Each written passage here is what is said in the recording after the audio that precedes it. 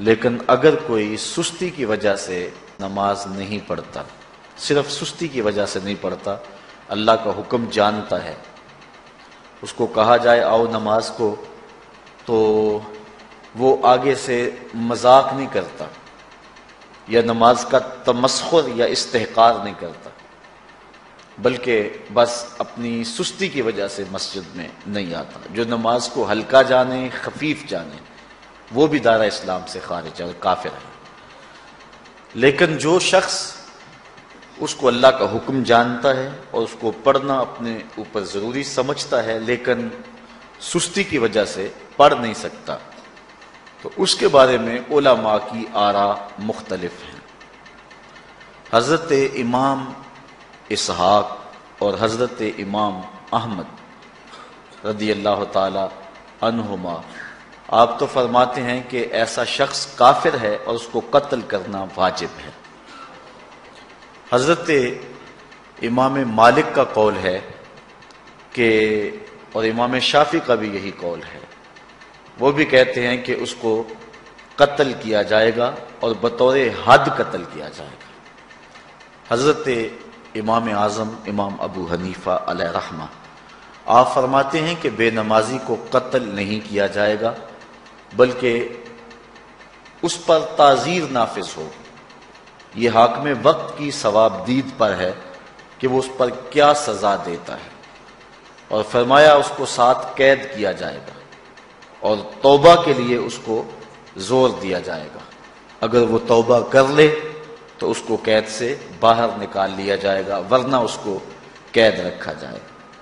صحابہ کہتے ہیں کہ ہم کسی عمل کے تارک کو کافر نہیں سمجھتے تھے سوائے نماز کے تارک کے، اور آقا کریم علیہ السلام کا ایک فرمان ہے، من ترک الصلاۃ متعمدا فقد کفر جہارا، جس نے جان بوجھ کے نماز چھوڑی اس نے اعلانیہ کفر کیا۔ امام اعظم امام ابو حنیفہ علیہ رحمہ وہ فرماتے ہیں کہ یہ حدیث محل ترہیب میں ہے، گویا اس نے کافروں والا کام کیا، اس لیے آپ یہ فتویٰ دیتے ہیں کہ اس کو قید کیا جائے گا اور نماز کی پابندی کا زور دیا جائے گا، اور وہ توبہ کرے تو اس کو چھوڑ دیا جائے گا۔ لیکن باقی ائمہ بعض کہتے ہیں اس کو حداً قتل کیا جائے، اور امام اسحاق اور امام احمد کہتے ہیں اس کو قتل کرنا واجب ہے۔ تو بے نمازی جو اللہ کے حکم کی پابندی سستی کی وجہ سے نہیں کرتا، یہ اس کے لیے حکم ہے۔ جو شخص تحقیر کرتا ہے نماز کی، ہلکا جانتا ہے، تمسخر اڑاتا ہے یا اس کا انکار کرتا ہے، تو اس کے بارے میں علماء کے اندر کوئی اختلاف نہیں ہے، وہ ائمہ اربعہ کے نزدیک کافر ہے، دائرہ اسلام سے خارج ہے، مرتد ہے۔ لیکن سستی کی وجہ سے نماز نہ پڑھنے والا، اس کے بارے میں علماء کا یہ موقف ہے۔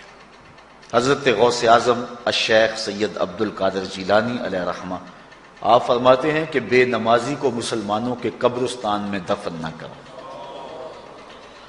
حضرت سلطان باہو علیہ رحمہ آپ کا قول ہے کہ بے نمازی سے خنزیر بھی پناہ مانگتا ہے۔ حضرت شیخ سعدی شیرازی فرماتے ہیں بے نمازی کو قرض نہ دو، جو اللہ کا قرضہ ادا نہیں کرتا تمہارا قرض کیسے لٹائے گا۔ اب آئیے ہم حضور علیہ السلام کے فرامین دیکھتے ہیں اس حوالے سے۔ حضرت جابر بن عبداللہ انصاری رضی اللہ تعالی عنہ سے مروی ایک روایت جس کو امام ابو داؤد نے روایت کیا، امام نسائی نے روایت کیا، دیگر محدثین نے روایت کیا۔ آقا کریم نے ارشاد فرمایا بین الرجل و بین الکفر ترک الصلاۃ، آدمی اور کفر کے درمیان ترک صلاۃ ہے، یعنی بندہ مومن اور بندہ کافر کے درمیان ترک صلاۃ ہے۔ جو نماز پڑھتا ہے وہ مومن ہے، اور جو نماز نہیں پڑھتا تو وہ کافروں والا کام کرتا ہے، یا دیگر ائمہ کے نزدیک وہ کافر ہے۔ یہ ترہیباً نہیں بلکہ یہ حکم ہے۔ اور حضرت نبی رحمت صلی اللہ علیہ وسلم کا ایک دوسرا فرمان ان الفاظ کے ساتھ ہے بین الرجل و بین الشرک والکفر ترک الصلاۃ، شرک و کفر اور بندہ مومن کے درمیان نماز ترک کرنا ہے۔ حضرت امام ابن ماجہ نے ان الفاظ کے ساتھ روایت کو نقل کیا ہے، بین الکفر والایمان ترک الصلاۃ، ایمان اور کفر کے درمیان نماز کا ترک کرنا ہے۔ اور آقا کریم علیہ السلام کا وہ فرمان جو حضرت انس سے مروی ہے، جس کو طبرانی نے اپنی موجم میں لکھا، بھی آپ کے سامنے میں نے رکھا، کہ حضور نے فرمایا من ترک الصلاۃ متعمدا فقد کفر جہارا، جس نے جان بوجھ کے نماز چھوڑی اس نے اعلانیہ کفر کیا۔ حضرت ابو ہریرہ رضی اللہ تعالی عنہ سے ایک روایت ہے کہ وہ فرماتے ہیں لا سہم فی الاسلام لمن لا صلاۃ ولا صلاۃ لمن لا وضوء لہ، کہ اس شخص کا اسلام میں کوئی حصہ نہیں ہے جو نماز نہیں پڑھتا، اور اس شخص کا نماز میں کوئی حصہ نہیں ہے جو وضو نہیں کرتا۔ وضو کے بغیر نماز نہیں ہوتی اور نماز کے بغیر اسلام نہیں ہوتا۔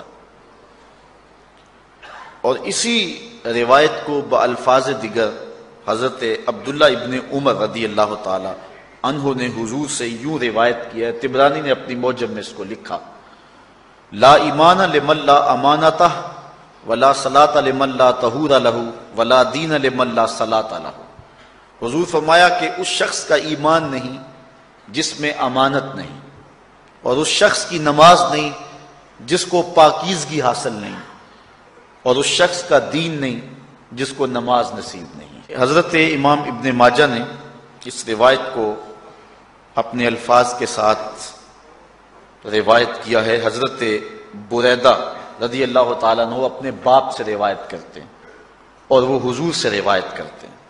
حضور علیہ السلام نے ارشاد فرمایا ان العہد الذی بیننا وبینہم الصلاۃ فمن ترکھا فقد کفر، کہ ہمارے اور ان لوگوں کے درمیان جو معاہدہ ہے وہ نماز کا ہے، جس نے نماز کو چھوڑ دیا اس نے کفر کیا، یعنی ہمارا اور ان کا پھر اب معاہدہ باقی نہیں رہے گا۔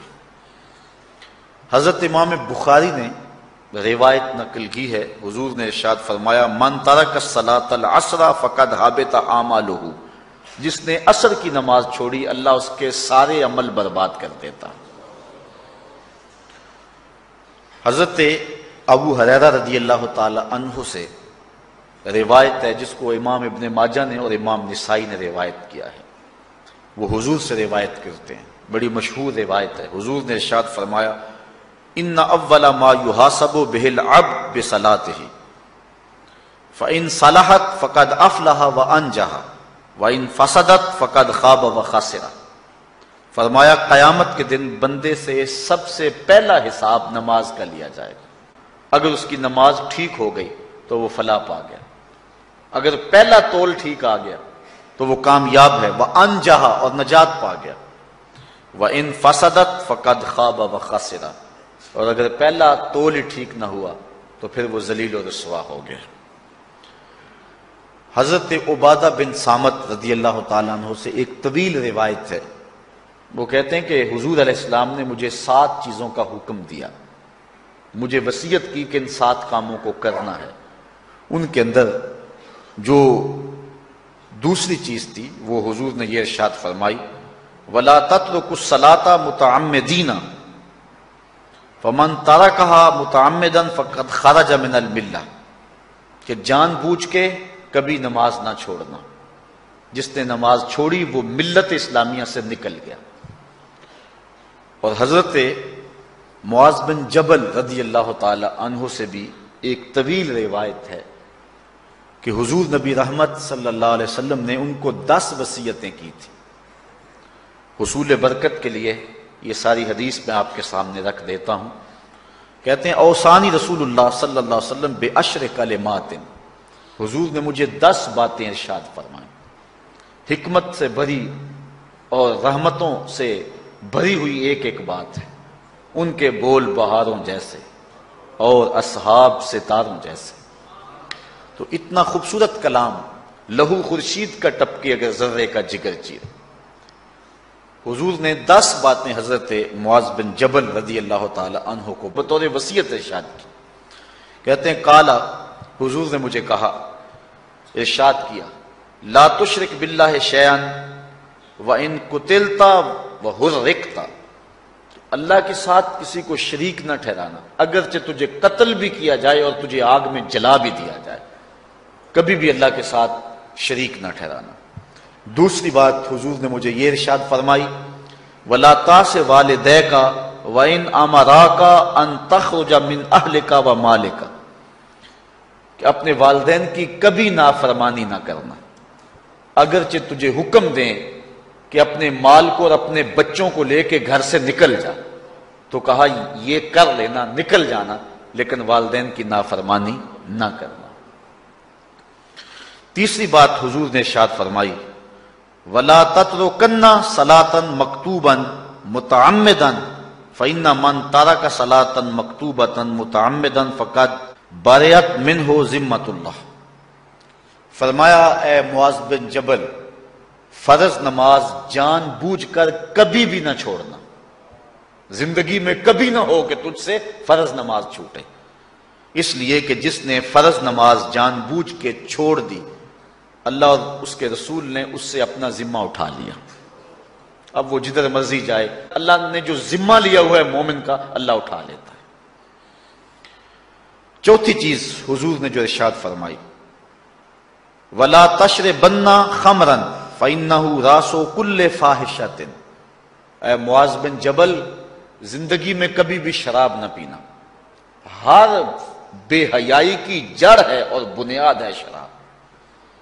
پانچویں چیز کہتے ہیں حضور نے جو مجھے ارشاد فرمائی وہ یہ تھی، وَإِيَّاكَ وَالْمَعْصِيَةَ فَإِنَّ بِالْمَعْصِيَةِ حَلَّ سَخَطُ اللَّهِ، کہا کبھی اللہ کی نافرمانی نہ کرنا، اللہ کی نافرمانی سے اللہ کی ناراضگی مول لینے والی بات ہے، اللہ تعالیٰ کی معصیت سے اس کی ناراضگی جائز ہو جاتی ہے، حلال ہو جاتی ہے۔ اور چھٹی چیز کہتے ہیں حضور نے یوں ارشاد فرمائی، وَإِيَّاكَ وَالْفِرَارَ مِنَ الزَّحْفِ وَإِنْ هَلَكَ النَّاسِ، کہا جب محاذ پہ ڈٹا ہونا تو کبھی پیٹھ نہ پھیرنا، اگرچہ لاشیں جو ہیں وہ گر رہی ہوں اور لوگ ہلاک ہو رہے ہوں، سارے لشکر کے ہلاک ہو جانے کا ڈر بھی ہو، لیکن کہا معاذ بن جبل میں تمہیں وصیت کرتا ہوں کبھی پیٹ پھیر کے بھاگنا نہیں ہے۔ حضور نے کہتے ہیں مجھے جو ساتویں چیز ارشاد فرمائی وہ یہ تھی، وَإِنْ أَصَابَ النَّاسَ مَوْتٌ فَاصْبُتْ، اگر تو کسی ایسے علاقے میں رہتا ہو جہاں موت آ جائے، کوئی بیماری آ جائے موت والی، تو علاقہ چھوڑ کے بھاگنا نہ، وہیں رہنا، تیری قسمت میں زندگی ہوئی تجھے کوئی موت دے نہیں سکتا، اور اگر موت تیرے لیے لکھی گئی ہے تو جہاں مرضی چلا جائے تو موت سے بچ نہیں سکتا، اس لیے ایسے مقام سے بھاگ کر نہ جانا، وہیں ڈٹے رہنا اور وہیں رکے رہنا۔ آٹھویں چیز کہتے ہیں حضور نے مجھے ارشاد فرمائی، وَأَنفِقْ عَلَىٰ أَهْلِكَ مِن طَوْلِكَ، کہا اللہ نے تجھے جو وسعت دی ہے، تجھے جو مال دیا ہے، اس کو اپنی اولاد پر کھل کے خرچ کرنا، اپنی اولاد سے بخل نہ کرنا، اولاد کے معاملے کے اندر جہاں ان کی ضرورت ہو اس کو کھل کے پورا کرنا ہے۔ اور حضور نے نویں بات جو ارشاد فرمائی وہ یہ تھی، وَلَا تَرْفَعْ عَنْهُمْ عَصَاكَ عَدَبًا، اپنی اولاد کو ادب سکھانے کے لیے ڈنڈا نہ چھوڑنا، عصا ہمیشہ لٹکا کے رکھنا، کوڑا باندھ کے رکھنا۔ اور دسویں چیز کہتے ہیں حضور نے جو مجھے ارشاد فرمائی، وَأَخْفِهِمْ فِي اللَّهِ، اپنی اولاد کے دل میں اللہ کا خوف ڈالتے رہنا، اللہ کا ڈر پیدا کرنا اپنی اولاد کے اندر۔ تو نے اپنی اولاد کو یونیورسٹیوں اور کالجوں تک پہنچایا، بیرون ملک سے بھی تعلیم دلوائی، لیکن اللہ کا خوف نہ سکھایا۔ اللہ کا خوف سکھانا اپنی اولاد کو، ایسے لوگوں کی صحبت میں بٹھانا جن کی صحبت میں بیٹھ کر اللہ کا خوف پیدا ہو جائے، ان کو ایسی کتابیں لا کے دینا کہ جن سے خشیت الہی ان کے سینے میں پیدا ہو۔ اگر تو نے سب کچھ دے دیا، عالی نسب بنگلے دے دی اپنی اولاد کو، تو نے جو ہے وہ بہت اچھی تعلیم دلوا دی اپنی اولاد کو، دنیاوی سوسائٹی کے اندر ان کا وقار بہت بلند ہو گیا، تو نے سب کچھ دے دیا اپنی اولاد کو، اللہ کا خوف نہیں دیا تو کچھ بھی نہیں دیا۔ تو حضور نے جو 10ویں وصیت حضرت معاذ بن جبل کو کی وہ یہ ہے کہ انہیں اللہ سے ڈراتے رہنا، اللہ تعالیٰ کا خوف، ان کی خشیت ان کے سینے میں پیدا کرنا۔ اللہ اکبر۔ حضور کا ایک اور فرمان سنیے، حضور نے فرمایا کہ جو شخص نماز چھوڑتا ہے، ایک طویل حدیث ہے جس کا یہ حصہ ہے، وَقَانَ يَوْمَ الْقِيَامَةِ مَعَ قَارُونَ وَفِرْعَوْنَ وَحَامَانَ وَأُبَيِّ بْنِ خَلَف، جو نماز ترک کرتا ہے قیامت کے دن قارون کے ساتھ، فرعون کے ساتھ، حامان کے ساتھ اور ابی ابن خلف کے ساتھ کھڑا کر دیا جائے گا۔ جس صف میں اللہ کے دشمن کھڑے ہوئے ہوں گے، بے نمازی کو بھی اس صف میں کھڑا کر دیا جائے گا۔ کتنی رسوائی ہے، کتنی ذلت ہے۔ کوئی بندہ یہ گوارا کرتا ہے کہ مجھے اس صف میں کھڑا کر دیا جائے جس میں دشمنان خدا کھڑے ہوں، دشمنان رسول کھڑے ہوں، میری کوئی بہن، میری کوئی بیٹی کیا یہ گوارا کر سکتی ہے کہ اس کو حضور پہ کانٹے پھینکنے والی ام جمیل کے ساتھ کھڑا کر دیا جائے، اس کو حضور کو اذیت دینے والی عورتوں کے ساتھ کھڑا کر دیا جائے؟ نہ میری کوئی بہن اور نہ کوئی میری ماں اس بات کو گوارا کرتی۔ تو جب ہم یہ گوارا نہیں کرتے تو پھر ہمیں عزم کرنا چاہیے کہ آج کے بعد نماز نہیں چھوڑنی ہے۔ میں نے کسی جگہ پہ یہ بات بیان کی اور ساری گفتگو اسی عنوان سے ہوئی، کچھ ماحول ایسا بنا ہوا تھا، تو مجھے بعد میں صابر نامی وہاں کے ایک ساتھی نے فون کیا 2 یا 3 دن کے بعد، کہنے لگا کہ ہماری بستی میں ایک شخص بھی بے نمازی نہیں رہا ہے۔ اس حدیث کا زور اتنا ہے، اس حدیث کا وزن اتنا ہے۔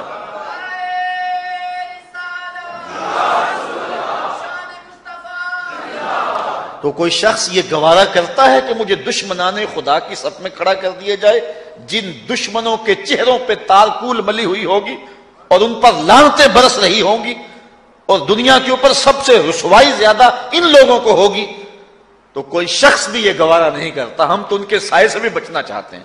میرے مالک، ہمارا حشر ان کے ساتھ نہ کرنا، ہمارا حشر تو ابو بکر و عمر کے ساتھ کرنا، ہمارا حشر تو عثمان غنی کے ساتھ کر دینا، ہمارا حشر تو مولا کائنات کے ساتھ کر دینا۔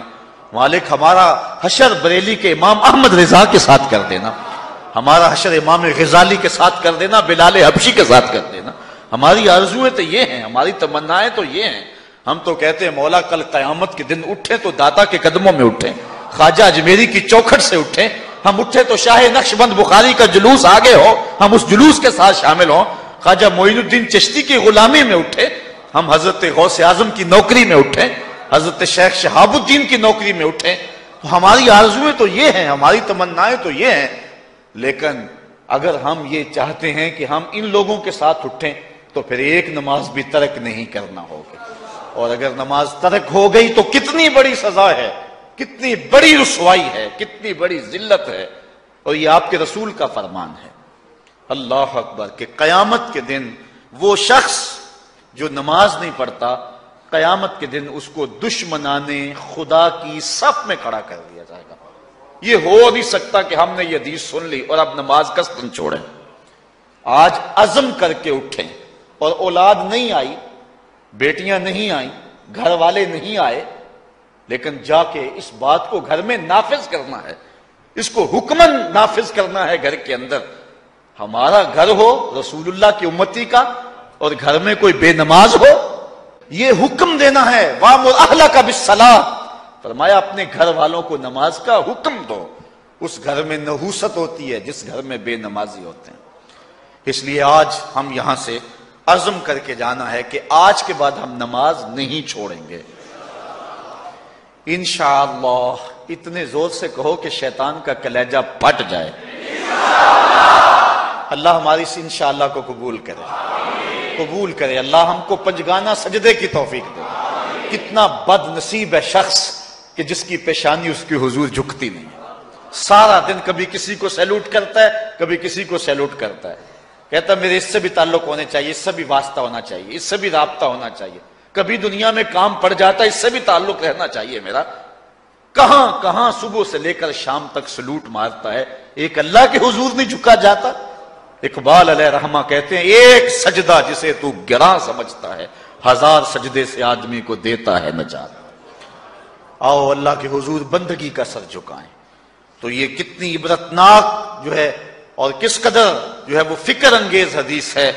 وَقَانَ يَوْمَ الْقِيَامَةِ مَعَ قَارُونَ وَفِرْعَوْنَ وَحَامَانَ و ابی بن ابی خلف، وہ شخص ان بد نصیب لوگوں کے ساتھ کھڑا ہوگا جس کو نماز کی توفیق نہیں ہے۔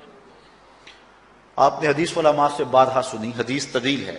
آقا کریم معراج کی رات گئے تو وہاں مختلف لوگوں کو مختلف عذابوں میں مبتلا دیکھا۔ کسی کی انتڑیاں کٹ کٹ کے گر رہی تھی، کسی کا منہ چیرا جا رہا تھا، کسی کی زبان لوہے کی کینچیوں سے کاٹی جا رہی تھی، کسی پر کھولتا ہوا پانی ڈالا جا رہا تھا، کوئی جو ہے وہ سرانڈ والا گوشت کھا رہا تھا، کسی کے جسم میں لوہے کی میخیں ٹھونکی جا رہی تھی۔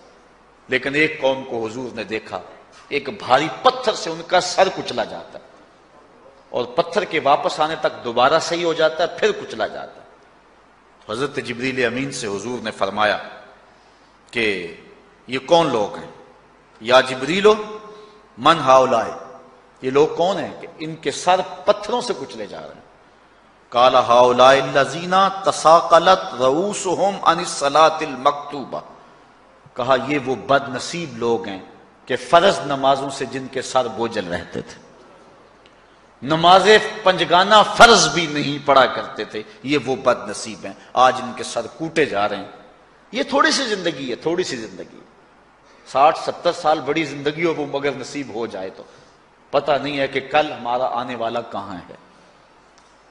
کتنا غافل اور بد نصیب ہے وہ شخص کہ جس کو سجدہ نصیب نہیں ہے۔ سجدہ تو بندگی کا نام ہے، زندگی آمد برائے بندگی، زندگی بے بندگی شرمندگی۔ بندہ تو ہے ہی بندگی میں۔ کسی شخص نے راستے میں جاتے جاتے چائے کی پیالی پلا دی ہونا بازار میں، تو ہم جب بھی اس گلی سے گزرتے ہیں اس کو سلوٹ کر کے جاتے ہیں، السلام علیکم، یار اس سے بڑے سلام لیتے ہو، یہ بڑا محبت والا، بڑے اخلاق والا ہے۔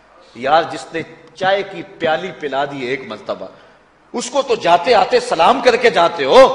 جس رب نے زندگی بخشی ہے، جس رب نے جو ہے وہ ساری بہاریں عطا کی ہیں، اس کے حضور میں جھکا جاتا ہے۔ کتنا متکبر شخص ہے جو اللہ کے حضور نہیں جھکتا۔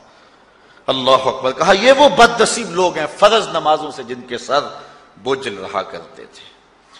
اللہ اکبر۔ حضور نبی رحمت صلی اللہ علیہ وآلہ وسلم نے ارشاد فرمایا، نماز چھوڑنا تو خیر بہت بری بات ہے، جو شخص نماز پڑھتے ہیں لیکن جماعت سے نہیں پڑھتے، فرمایا میرا جی چاہتا ہے کہ اپنی جگہ کسی اور کو کھڑا کروں اور جوانوں کا ایک گروہ ساتھ لوں، اور جو لوگ مسجد میں نماز پڑھنے نہیں آتے ان کے گھروں کو آگ لگا دوں۔ رحمت للعالمین آقا فرما رہے ہیں کہ ان کے گھروں کو آگ لگا دوں۔ کتنا غصہ ہے ان لوگوں پر کہ جو مسجد میں آ کر نماز نہیں پڑھتے، اور جو پڑھتے ہی نہیں، اس دور میں تو کوئی تھا ہی نہیں کہ مومن ہو اور نماز نہ پڑھتا ہو۔ اللہ اکبر۔ تو مومن نماز ہی پڑھتے تھے، تو اگر کسی سے گھر میں نماز پڑھی گئی تو فرمایا میرا جی چاہتا ہے۔ آج نماز تو نماز رہی، ہم کو تو جمعہ بھی نصیب نہیں ہے۔ کتنے لوگ ہیں کہ جو پابندی کے ساتھ نماز جمعہ بھی نہیں پڑھتے ہیں۔ حضور کا ایک فرمان سنیے، آقا کریم نے ارشاد فرمایا، من ترک الجمعۃ ثلاث جمع متوالیات فقد نبذ الاسلام وراء ظہرہ، جس نے بغیر کسی عذر کے 3 جمعے چھوڑ دیے، اس نے اسلام کو اپنی پشت کے پیچھے ڈال دیا، اس نے پرواہ ہی نہیں کیا اسلام کی۔ اور ایک حدیث کے لفظ ہیں، من ترک ثلاث جمعات من غیر عذر کتب من المنافقین، جس نے بغیر کسی عذر کے 3 جمعے چھوڑ دیے، اس کا نام منافقوں کی فہرست میں لکھ دیا جاتا۔ اور ایک حدیث کے لفظ اس حوالے سے ہیں، من ترک ثلاث جمع تہاونا بہا طبع اللہ علی قلبہ، جس نے سستی کی وجہ سے 3 جمعے چھوڑ دیے تو اس کے دل پر اللہ غفلت کی مہر لگا دیتا ہے۔ یہ وہ بد نصیب شخص ہے کہ جو نماز جمعہ چھوڑتا ہے۔ حضرت ابن حجر نے الزواجر کے اندر ایک روایت لکھی ہے، وہ فرماتے ہیں جو شخص نماز ترک کرتا ہے اس کو بہت ساری رسوائیاں ہیں۔ وقت اتنا طویل نہیں ہے کہ ایک ایک چیز کو تفصیل سے بیان کروں۔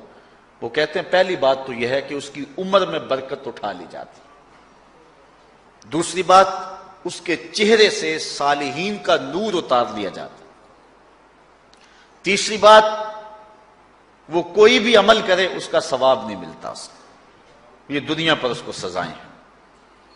چوتھی سزا دنیا پر اس کو یہ ملتی ہے، اس کی دعائیں قبول نہیں ہوتی، اور پانچویں سزا اس کے لیے یہ ہے کہ اس کے لیے جو نیک لوگ دعا کرتے ہیں ان دعاؤں کا حصہ اسے نہیں ملتا۔ مومن نیک سحری وقت اٹھ کے دعا مانگتے ہیں اللہ پوری امت پر کرم کر دے، تو یہ بھی امت میں شامل ہے، دعا اللہ والے کی تو قبول ہوئی، لیکن اس کا حصہ نکال دیا گیا، اس کا حصہ نیک لوگوں کی دعاؤں سے نکال دیا گیا۔ اور جب وہ مرنے لگتا ہے نزا کے وقت تین اس کو سزائیں ملتی ہیں، ایک تو بھوکا مرتا ہے، دوسرا پیاسا مرتا ہے، تیسرا ذلیل ہو کے مرتا ہے۔ اور قبر کے اندر اس کو تین سزائیں ہیں۔ حضرت امام ابن حجر کہتے ہیں ایک تو اس کی قبر تنگ کر دی جائے گی، حتیٰ کہ ادھر والی پسلیاں ادھر اور ادھر والی پسلیاں ادھر۔ دوسرا اس کی قبر میں آگ ڈالی جائے گی، جو اللہ کی حضور نہیں جھکتا اس کی قبر اس لائق ہے کہ اس میں آگ ڈالی جائے۔ اور تیسری اس کے اوپر ایک اژدہا مسلط کر دیا جائے گا جس کا نام ہے شجاع الاقرع، اور جب وہ ڈنگ مارے گا تو 70 گز تک وہ شخص زمین میں دنس جائے گا، اور وہ مسلسل یہ ڈنگ مارتا رہے گا۔ اور کہا کہ تین سزائیں اس کو حشر میں پہنچیں گی، ایک تو اس کا حساب سختی سے لیا جائے گا، اور جس کا حساب سختی سے لیا گیا وہ بچ پائے گا، حساب سے بچے گا وہ جس سے اللہ صرف نظر کرے گا۔ اللہ اکبر۔ ایک تو اس کا حساب سختی سے لیا جائے گا، دوسرا اللہ تعالیٰ جل شانہ اپنے قہر و غضب کا اس پہ اظہار کرے گا، اور تیسری اس کو سزا یہ دی جائے گی کہ اس کو جہنم میں ڈال دیا جائے گا۔ ساتھیاؤ، میں اور آپ آج کی اس بزم میں یہ پختہ عزم کر کے اٹھیں کہ آج ہم خود بھی اور اپنی اولاد کو بھی، اپنے دوستوں کو بھی، میرے والد گرامی فرمایا کرتے تھے جس سے دوستی ہونا اس کی انگلی پکڑ کے دین کی راہ پہ لے آؤ، یہ دوستی کا حق ہے۔ اس کے لیے آپ بہت کچھ کرتے ہیں، لیکن اگر اس کو دین نہیں دیا تو کچھ بھی نہیں دیا۔ کوشش کرو میرا دوست ہو اور جہنم میں جائے۔ والدین بچے کے مستقبل کے لیے کتنی کوشش کرتے ہیں، لاکھوں روپیہ لگاتے ہیں مستقبل ٹھیک ہو جائے، کرتے ہیں کہ نہیں کرتے؟ یونیورسٹیوں کے اندر، کالجوں کے اندر کتنی بھاری فیسیں بھرتے ہیں، کیوں اتنا کچھ کیوں کر رہے ہو؟ میں نے دیکھا بوڑھا باپ اپنی کمر پہ بوریاں لاد کے مزدوری کرتا ہے، مائیں اپنا زیور بیچ رہی ہیں کہ اولاد پڑ جائے۔ میاں اتنا کچھ کیوں کر رہے ہو؟ جی مستقبل ٹھیک ہو جائے۔ یہ مستقبل کتنا ہے؟ 20-25 سال کا، اور جو اصل مستقبل ہے اس کی فکر ہی نہیں کسی کو۔ اصل مستقبل تو وہ ہے۔ اللہ اکبر۔ بیرون ملک جائے بیٹا تو ماں کہتی ہے بس دعا کرو کہ میرا بیٹا خیریت سے پہنچ جائے۔ بیٹی کی شادی کرتی ہے تو ماں کہتی ہے دعا کرو کہ اپنے گھر میں اس کو چین مل جائے۔ کسی کا انٹرویو ہوتا ہے، لوگ کہتے ہیں جناب دعا کرو کہ اس انٹرویو میں وہ کامیابی سے گزر جائے۔ میں کہتا ہوں جب قبر میں اترتا ہے پھر کسی نے آ کر کبھی نہیں کہا کہ دعا کرو مشکل گھڑی آ گئی ہے خیریت سے گزر جائے۔ اصل امتحان تو یہ ہے، اگر اس امتحان سے گزر گیا تو کامیابی اور بامرادی۔ یہ تھوڑا سا مستقبل دنیا کا، اس کے لیے ہم کتنے پیسے لگا دیتے ہیں، سب کچھ اولاد کو آتا ہے، ہر شے فر فر پڑھتے اور بولتے ہیں، دعائے قنوت بھی نہیں آتی ہوتی۔ تو ہم اپنی اولاد کے لیے دین کا تحفہ اس کو کبھی نہ چھوڑیں۔ اللہ اکبر۔ کوشش کریں، محنت کریں۔ حضور نبی رحمت صلی اللہ علیہ وآلہ وسلم نے ان بد عمل واعظین کی بات بھی کی ہے کہ جو لوگوں کو نیکی کا حکم دیتے ہیں اور خود اس پہ عمل نہیں کرتے۔ آج ہمارے کچھ واعظین لوگوں کو تو واعظ و تلقین اور نصیحت کرتے ہیں اور خود نماز میں سخت سستی کا ارتکاب کرتے ہیں، اور جس سے قوم کے اندر نماز میں سستی عملاً پیدا ہو جاتی ہے۔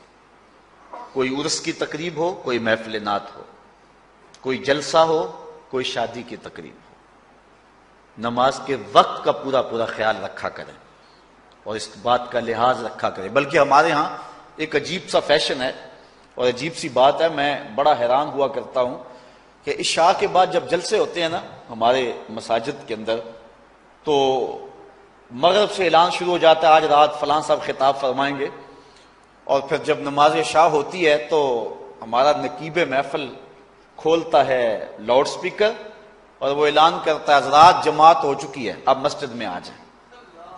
یعنی یہ نماز کو ہلکا کرنے والی بات ہے۔ ان کو کہا جا رہا ہے کہ بلکہ بات تو کہہ دیتے ہیں جس کا تمہیں ڈر تھا وہ گزر گئی ہے، اب آ جاؤ، کیا لینا ہے جلسے میں آ کر اگر نماز ہی نہیں پڑھنی ہے تو۔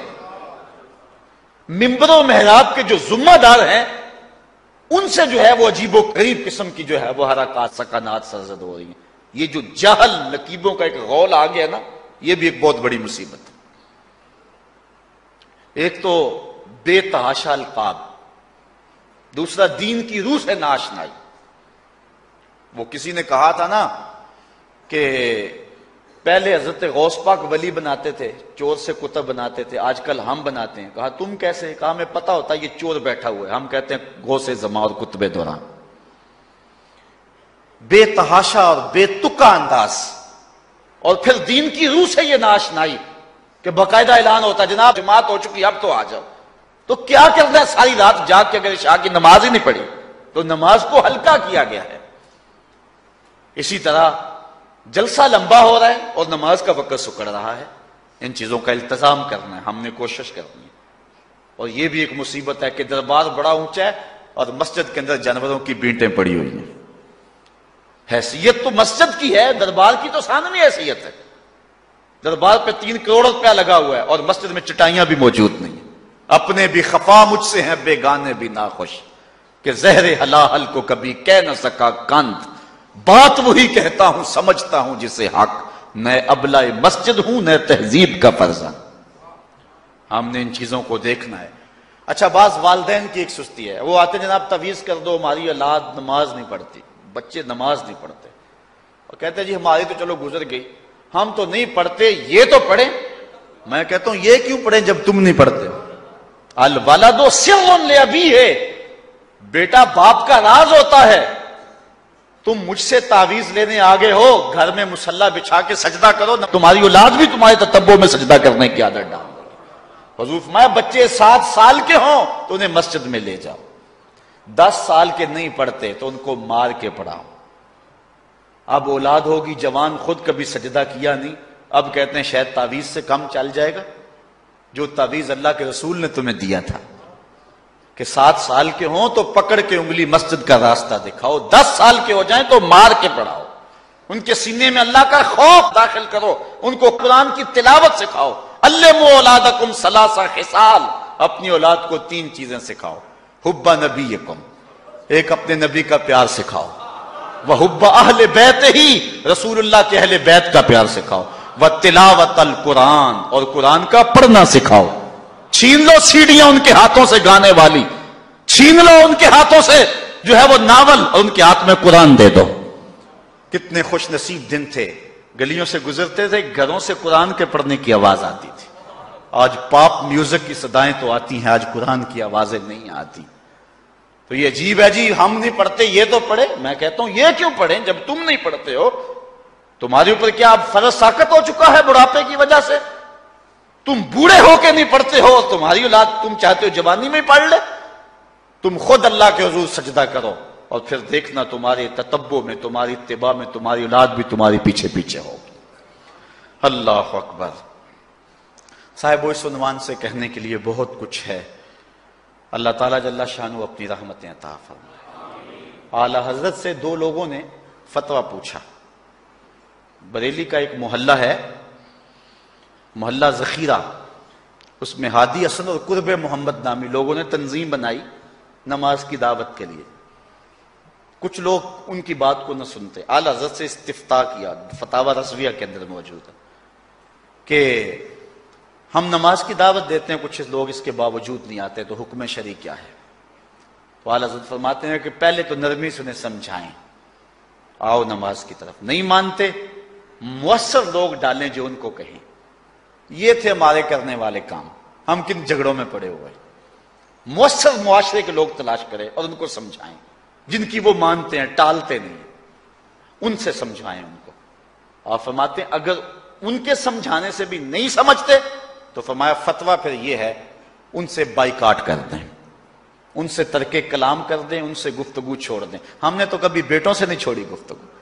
بیوی بے نماز ہو، ہم ہر شے بیوی سے منوا لیتے ہیں۔ کبھی کہا تیرے ہاتھ کی پکی روٹی نہیں کھاؤں گا اگر تو نماز نہیں پڑھتی؟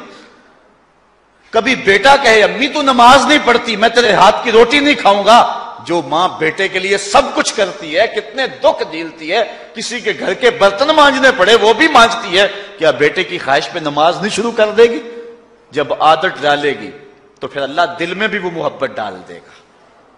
کیونکہ ہمارا تو اتنا ہی کام ہے نا۔ حضرت بایزید بسطامی نے یہی کیا تھا نا۔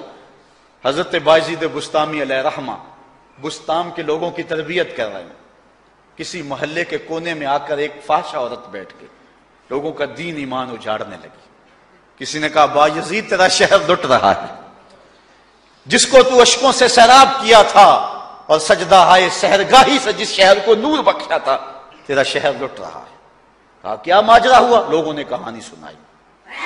بایزید بسطامی صبح مصلی اٹھایا اور جا کے اس فاحشہ عورت کے دروازے پہ مصلی بچھا لیا۔ اب جو بھی گاہک آتا بایزید بسطامی کو بیٹھا ہوا دیکھ کے راستہ بدل لیتا۔ اس نے انتظار کیا، رات کے اندھیرے گہرے ہو گئے، آج کوئی گاہک ہی نہیں آیا۔ اس نے کھڑکی سے جھانک کر کے دیکھا ایک بوڑھا بابا بیٹھا ہوا ہے، ہاتھ میں تسبیح ہے، مصلی بچھایا ہوا ہے۔ نیچے اتر کر کے کہا بابا اللہ کو یاد کرنے کے لیے اور تھوڑی جگہ ہیں، تجھے میرے گھر کی گلی ہی ملی، میرا راستہ روک لیا؟ بابا کہنے لگا کیا مسئلہ ہے تجھے؟ کہا میرے گاہک رکے ہوئے ہیں۔ کہا آج میں تیرا گاہک ہوں، بتا تیری رات کی قیمت کتنی ہے؟ اللہ اکبر۔ حضرت بایزید بسطامی نے قیمت طے کی، اس کے گھر کی جب چھت چڑھنے لگے نا سیڑھیاں، لوگ دیکھ رہے تھے۔ کہا مالک اگر بایزید بھی اجڑ گیا تو روشنی کہاں سے لیں گے؟ بایزید بھی ایک فاحشہ عورت کے کوٹھے پہ چڑھ رہا ہے، اگر یہ بھی چراغ بجھ گیا تو زمانے کو اجالا کہاں سے ملے گا؟ لیکن قدرت کو کچھ اور ہی منظور تھا۔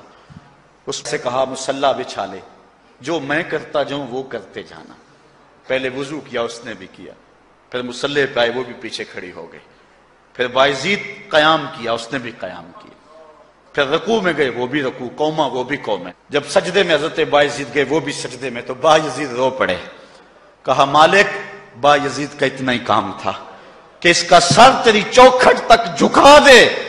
مالک یہاں تک لانا میرا کام تھا، دل کی دنیا بدلنا تیرا کام ہے۔ جب وہ سجدے میں جا رہی تھی تو فحشا تھی، جب سر اٹھایا وقت کی ولیہ بن چکے تھے۔ ایک بزرگ کہتے ہیں میں بازار کے کنارے جا رہا تھا، ایک شرابی گرا ہوا تھا اور گندے پانی سے اس کا منہ گندا ہو رہا تھا۔ میرے دل میں رحم آیا، ایک انسان ہے اور یوں رسوا ہو رہا ہے۔ میں نے گندی نالی سے اس کو اٹھایا اور اٹھا کر کے جو ہے وہ اس کا منہ دھویا اور چلا گیا۔ مشہور شرابی تھا شہر کا۔ کہتے ہیں سحری کا وقت ہوا، تہجد کے لمحے آئے تو میں مسجد میں نماز پڑھنے کے لیے گیا، دیکھا کیا کہ وہ شرابی مصلی بچھا کے بیٹھا ہوا۔ میں حیران ہو گیا کہ یہ کیا ماجرا ہوا۔ اب صبح تو میں نے اس کو گندگی سے اٹھایا ہے اور اس کا منہ دھویا ہے۔ میں حیران ہوا تو ہاتف سے آواز آئی میرے بندے تو نے اس کا منہ دھو دیا تھا، میں نے اس کا دل دھو دیا۔ صاحبو ہم اپنا کام کریں، کوشش کریں، کھینچ کے لے آئیں کسی کو مسجد میں، اور پھر دیکھنا رب کے رنگ، وہ بڑا کریم ہے، وہ بڑا رحیم ہے۔